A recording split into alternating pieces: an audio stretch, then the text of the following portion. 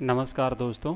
चलिए आज सुनते हैं एक कहानी, बड़ा कौन। मानव के साथ देवता, दानव, सूर, असुर सभी बड़े बनना चाहते हैं।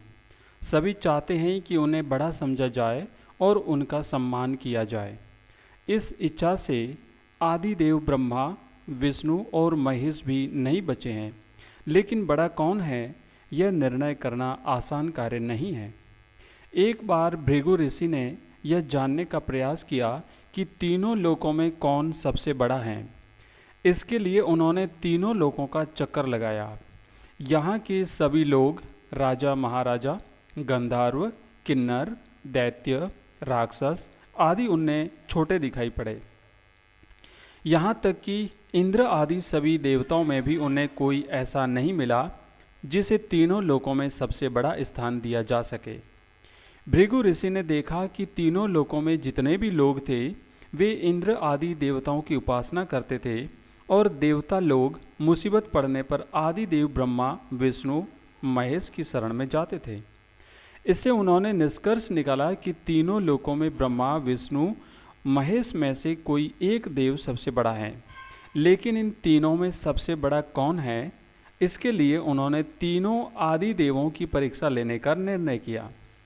भृगु ऋषि सबसे पहले ब्रह्मा जी के पास गए और उनसे बोले, हे परमपिता, मैंने ये निष्कर्ष निकाला है कि तीनों लोकों में आप, विष्णु जी और महेश में कोई एक आदि देव सबसे बड़ा है।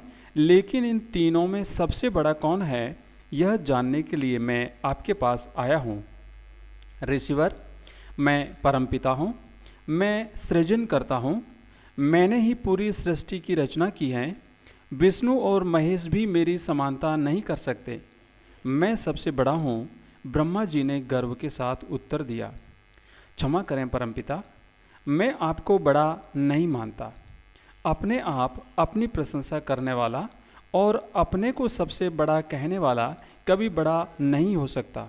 भृगु ऋषि बड़े शांत स्वर में बोले, नहीं ऋषिवर, मैं सबसे बड़ा हूँ। तीनों लोगों में कोई ऐसा नहीं है जो मेरे समान हो। ब्रह्मा जी कठोर स्वर में बोले।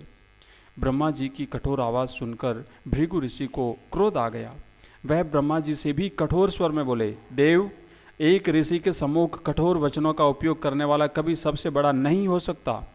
भृगु ऋषि की कठोर आवाज़ सुनकर ब्रह्मा जी को क्रोध आ गया। उन्होंने क्रोध में आकर भृगु ऋषि को न जाने क्या क्या कह डाला।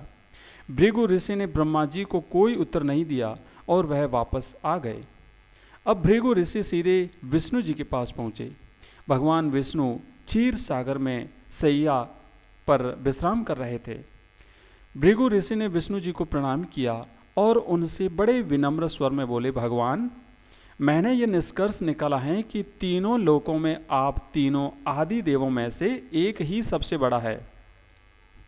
इतना कहकर भृगु ऋषि कुछ पल रुके और फिर बोले, भगवान, मैं आपके पास ये जानने आया हूँ कि आप तीनों आदि देवों में सबसे बड़ा कौन है। भगवान विष्णु मुस्कुराए और फिर बड़े शांत स्वर में बोले, ऋषिवर, यह तो आपको ब्रह्मा जी और देवाधिदेव महादेव ही बता सकते हैं। भगवान, मैं आपसे जानना चाहता हूँ कि आप तीनों लोकों में कौन सबसे बड़ा है। भृगु ऋषि की आवाज़ में कुछ कठोरता आ गई। ऋषिवर, इसका निर्णय आप ही कर लें। आप जिसे बड़ा कहेंगे उसे मैं भी बड़ा मानूंगा। भगवान विष्णु ने बड़ी विनम्रता से उत्तर दिया।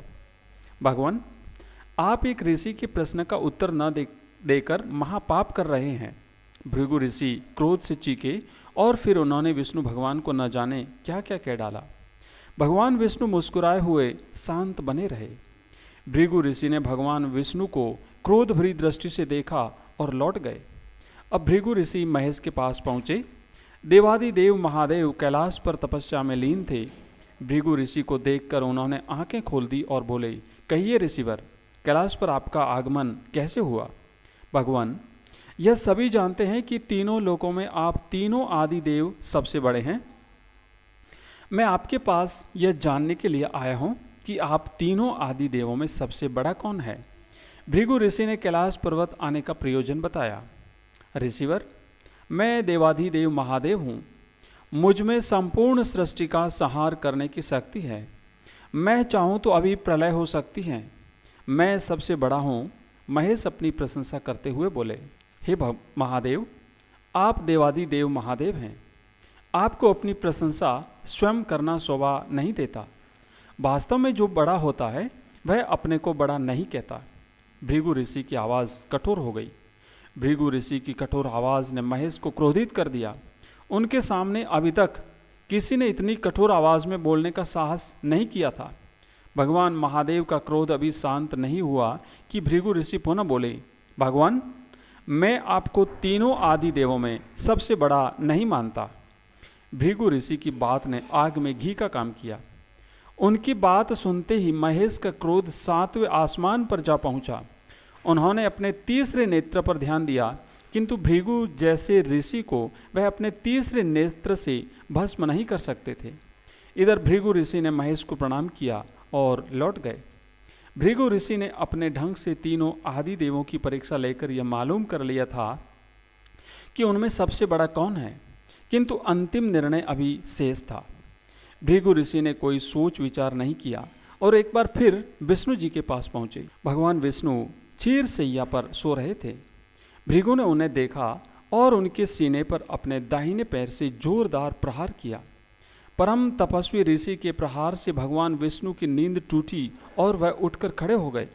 भगवान विष्णु ने क्रोध करने के स्थान पर उन्हें प्रणाम किया और उनसे पूछा, ऋषिवर, आपके पैर में चोट तो नहीं आई?